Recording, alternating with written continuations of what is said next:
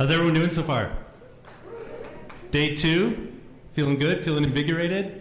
Everyone looks all fired up. All right, so it's 2013, and Bud Light. Has anyone heard of this brand before? Anyone? No? No one? One person nodded? They've got a problem. Anyone want to take a guess what that problem might have been? I'll give you a hint. This is what their consumer looked like. Your uncle, your cousin, the guy who loves fishing, the guy who loves getting tattoos of his favorite beer brands. Not a growth consumer target, right? So what do they got to do? They want to pivot. They want to reach and speak to and engage an entirely different type of consumer. That consumer, like so many other brands, competitors or otherwise, was millennials. We've all identical value propositions anymore. How many experience-based reward apps that required no money and nothing at all except for data and social sharing were they compete against? Zero. How many 60-second spots were they competing with beforehand? A lot. Cool. And it rewarded their consumers, which is great too. So if we go back to this devising a strategy framework that we talked about, they started with audience insights. In this case, they got there eventually. They landed, audience data. They landed on key insights. They built out a user journey. They developed tactics and content to promote and drive and fuel that user journey. And then finally, think of all the measurement now that they can do. It's not just a matter of how many people watched this video or how many people saw our ad. It's how many people, sure, saw the content that first introduced this tool, but then how many people downloaded it? How many people created an account? How many people logged in at least once a month? What was the average length of time someone stayed or kept this on their phone? What was the average amount of content that someone uploaded using this device? How many people did we reward? How many people saw the content we created about the people we rewarded?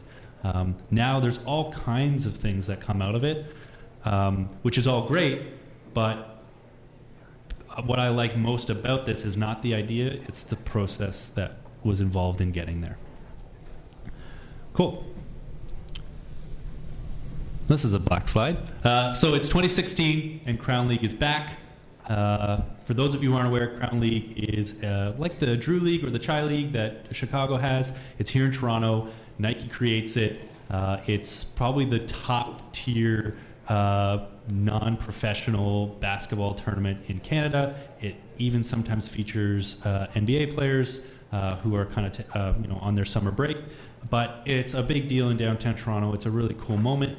But one of the challenges it has is, not a lot of people know about it, especially outside of the basketball community. Toronto has a really vibrant, passionate group of basketball fans, but Nike at this point was only 1 year in to having this tournament. And the second problem is they don't have a particularly big venue. There's only about 500 seats usually in the venue that they use. So first problem, how do you get awareness? How do you make sure that this is worth your investment? If you're Nike, you want to use a moment like this to showcase that you are a brand living up to your values, driving your promise of being the brand for the basketball fan and the basketball player.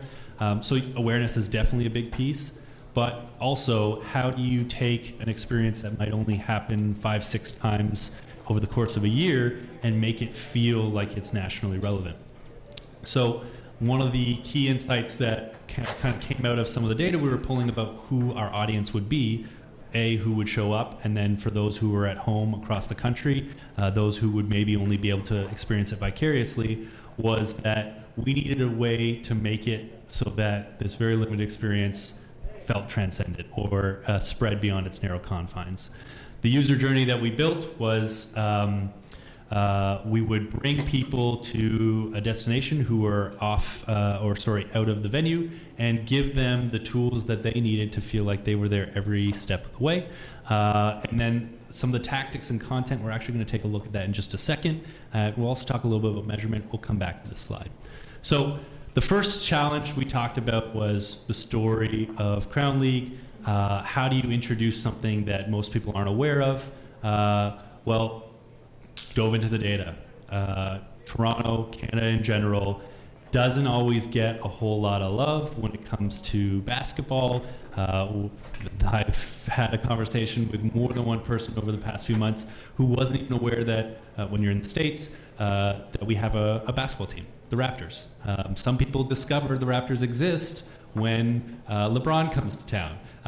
So how do you tap into pride, into the grandeur of a moment where Canada gets to come out on the world stage and say, we've got a cool basketball tournament, we are a legit ground for top talent to come and compete?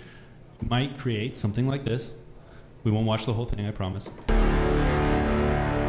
In this city, royalty isn't born, it's made. Concrete, proving grounds, courts, battlegrounds. 6 teams, 6 weeks, 1 crown. Cool. We won't watch the whole thing, but you get the point. This is a big deal. Here's how it works. You should care. But that's just a hero piece of content. Again, we don't want to just say, great, we've got that piece of content. Our digital strategy is done. On to the next thing. We need to make sure that for all those folks who then maybe get intrigued by this piece of content, have a really easy multi-platform way to stay involved, to stay in the know about what's happening, so that even if they can't be one of those lucky 500 folks or 600 folks who get to be there from one night to the next, on their device of choice, across the week, knowing that they might be at work one day, or they might have a really busy Wednesday, or they might have something happen on Thursday. How can you create a journey so that doesn't matter where they drop in, they can at least be up on the conversation? So what that could look like is maybe on Monday, you're using your Twitter channel to share quick highlights of the previous week's night of the tournament.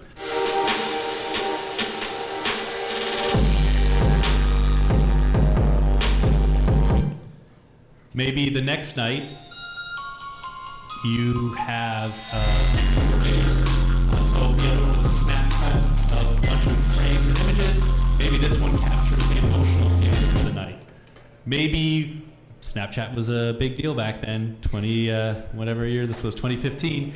Maybe for those folks who are actually there, you're leveraging them as signal boosters so that their followers can experience what it might have been like using a Snapchat filter to be courtside the night of. Maybe on Facebook, on a certain night, certain day each week, you're posting the top 20, 30, 40, 50 photos from the night. Again, whatever platform you're on, you can use it. One other thing I should mention is we also did multi-angle live streaming. So if you're on your mobile device, at a park 500 kilometers away, you can head to nike.com/Crown League and actually watch the games and switch camera angles. On the final, we had 360, so you could be sitting courtside and look around. Maybe that isn't an option for you. Cool. Head to Twitter, head to Instagram, head to Facebook.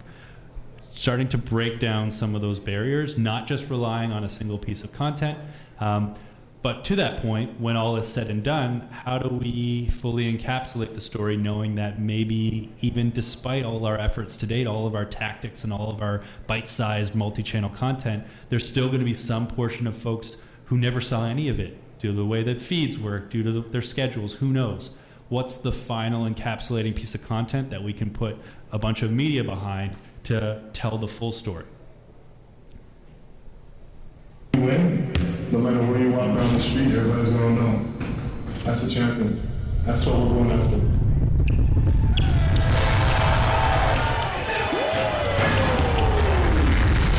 Only one team will claim royalty.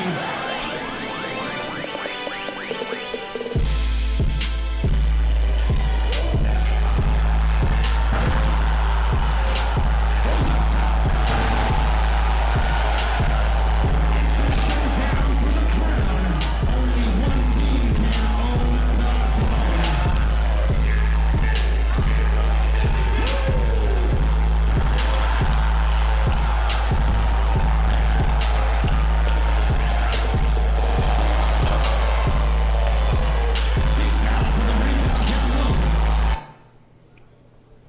we talked about this slide at the start, coming back to it. Key audience insight. You've got all kinds of folks all over the country. They'd love to stay in touch if they could. They're not going to be able to dedicate maybe the thousands of dollars required to fly in, watch every single game, experience every single night. Is there a way to create a user journey that helps them follow along, helps put content in front of them at the right times on the devices that they use, knowing that it's a pretty disparate group of folks that might maybe favor one platform over another? That's our user journey. From there, our tactics and content come out of that. And then if we think about all the data that we have as a result, we have the upfront content announcing it. How did that perform? We have the in-moment content. Which channels are actually driving the best engagement? In year 2, do we need Twitter? Did we find that the content we were publishing across those channels wasn't worth the investment? But for some reason, that Snapchat filter we built drove unbelievable return on investment. The live stream, did we need multi-angles? Was it optimized and finely tuned to make it very, very easy for folks across the country to drop in at a moment's notice and experience what it was like to attend? Was it choppy? How do we use all of this to optimize for the years to come? Last story, I promise. I think we got about 10 minutes left. It's 2018, last year. The Leafs are in the playoffs. And this time, they're going to go all the way. It's been 40 years, but 2018 is our year. So we're all very, very excited. There's a lot of text on this slide. The key takeaway is how many folks can watch a Toronto Maple Leafs game in the playoffs? 19,000 live? Obviously millions across television, but the Leafs have a major, major problem. They have it today. They had it a year ago. They had it 5 years ago. They'll have it tomorrow. They have the haves, the folks who either work for a company with a lot of money or have a lot of money and can get to go to games whenever they want, and they have the have-nots, which is everyone else. How do you keep passion high amongst a fan base that doesn't necessarily feel like they have access to the product? How do you help them and give them real opportunities to stay engaged, to stay passionate, to voice their fandom when that's the case? Well, good time to employ the 3 circles. Discovery. How do we know that that's how our audience is feeling? What are we seeing on social? What's our social listening telling us? What happens when we bring in some of our most passionate fans across the economic spectrum, from all different regions, from all different ages? What do we find? What is the common red thread? I love the Leafs. I don't feel like the Leafs necessarily love me. I don't necessarily have access to games. It's too expensive. It's for rich people. There's the suits, and then there's the rest of us. Okay, well, that starts to inform the type of content you might create. The user journey. If we know we have millions of fans across the country, but we don't know anything about them, how do we start to change that? Yes, we can do surveys. Yes, we can do social listening. But maybe the opportunity is to create a database where fans are able to raise their hand and say, my name is Jordan. I love the Toronto Maple Leafs. I live in Oshawa. I'm 42 years old, and this is who I am. Great. If they're giving us that data, how are we incentivizing them giving us that data? And how are we rewarding them? And how does that help us then figure out how to tailor messaging, experiences, offers, perks, and rewards to them? Tactics and content. How would some of the data we've talked about, some of the insights we've kind of touched on, change the content that we see? Everyone's seen the sports team 30-second, 60-second piece of video where it's a lot of people checking and a lot of fans cheering, and it's tune in at this time to watch the Leafs take on the Sabres, or the Leafs beat the Boston Bruins in Game 7 of the playoffs, which will hopefully happen one day. How is that informing the content we're creating? So this is what the ecosystem we designed looked like. And it only looks this way because of talking to the fans, looking at data. When you realize that you have millions of fans across the world, but especially in Canada, that don't feel like they have access, your digital strategy therefore becomes one that is all about giving them access. Not about just posting more content on social, because that's all well and good, but what is it bringing them into? Membership. And when someone has a membership, and let's say the membership costs nothing, just their data, what are the services, values, and rewards that close that handshake and say, your data is valuable, you're giving it to us willingly, we are going to repay that trust and that opportunity fivefold. We'll look at what that actually comes out at. Well, it starts with social. We saw it on that ecosystem right here. Social is how we're driving awareness. What are our various channels? How do they all have a role to play in helping people drive towards membership? And what kind of content is showing up on those channels? Do we have time to watch this? Yeah, we do.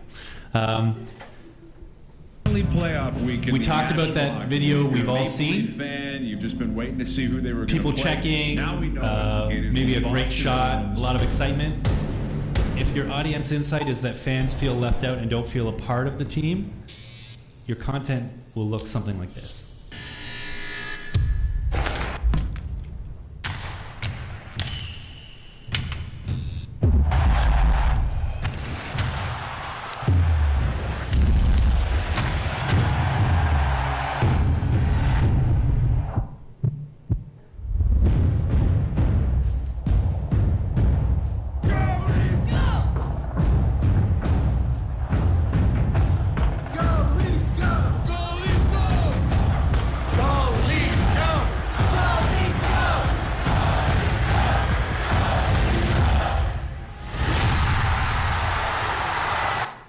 We're all in it together. We're all a part of this experience. It's great. It feels good. It sends a good message. If that was all we did, though, fail. But if it's just the start, if the call to action in the accompanying post copy is head to leafsnation.com to sign up and get closer to the team than ever before, then it's a great piece of content because it's the start of a journey versus the end point.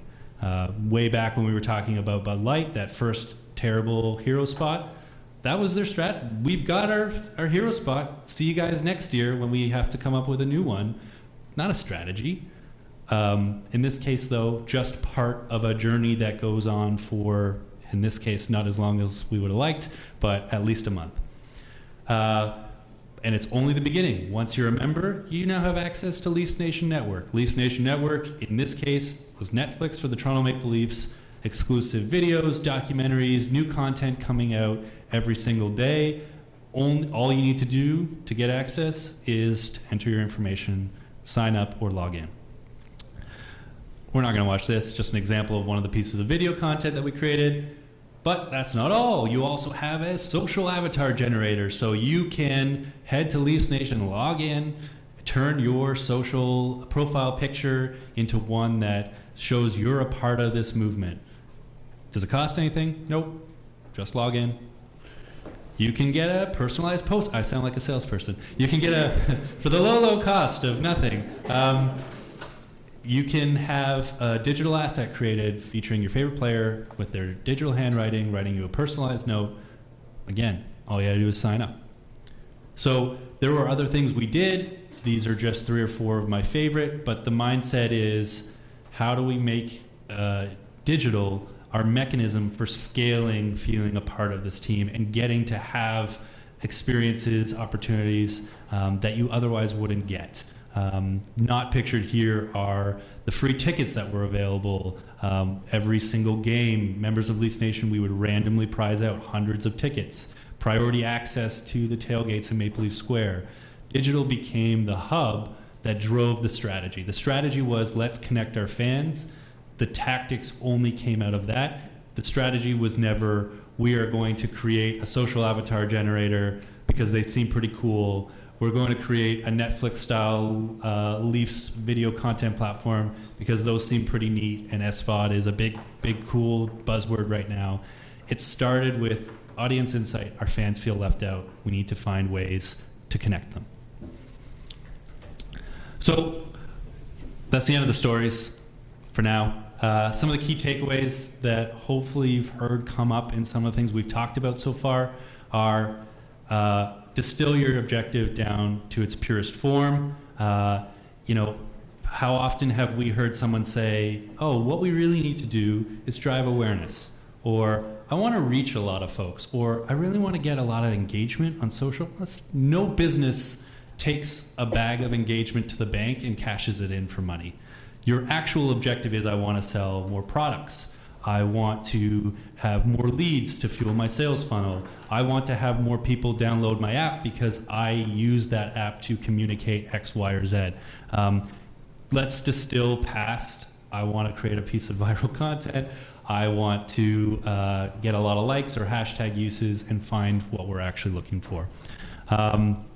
Unless strategy comes before tactics, your odds of having a great strategy or great tactics are very, very small. If someone says, I want a social media strategy, do they? Why? What's the data? What's the reasoning? How did we get there? Have a toolbox, don't have a hammer. Everyone's heard the metaphor or analogy of if you have a hammer, every problem is a nail. I think digital strategy is fundamentally opposed to that mindset. And we'll talk a little bit about that in a second. To pick the right channels and tools for the job, you need to know how they work. No creative agency that I've ever heard of, Stidley, Ogilvy, does a good enough job coming at it from the mindset of you have a business problem, we're going to solve it. Too often I see, oh, you're a brand or you're an organization. Well, let's figure out what your 60 seconds is going to be. What's your big creative idea? Some problems, a big creative idea or a cool piece of content can absolutely be the right solve, but you don't start there, because if you do, chances are you're not going where you need to go. And then when we're talking about understanding how they work, actually I'm going to go back a step. How can I or any strategist in this room find the right solution to a problem if I only know search really well, or I only know landing page optimization really well, or I'm just a really smart influencer marketing person? That means that all the legwork needs to fall on the person who's briefing me to have made sure that that's even the right channel or tactic to employ. How do I instead become someone who says, oh, I may not be the world's foremost expert on search or on SEO or on social media advertising or mobile app development, but I know enough about them to rule them out as possibilities, or to say, this might be really interesting, let's bring in some experts to validate some of our thinking and our assumptions. Strategic thinking often can include deciding what not to do. Really, really key. I think you guys are pretty aware of that already. Strategy is not one size fits all. Bud Light's approach would make no sense for Budweiser, would make no sense for Stella, but when we're out of time. Fast forward, and then finally the strongest strategies are channel agnostic. I've hit on this already. You guys know this already. The end.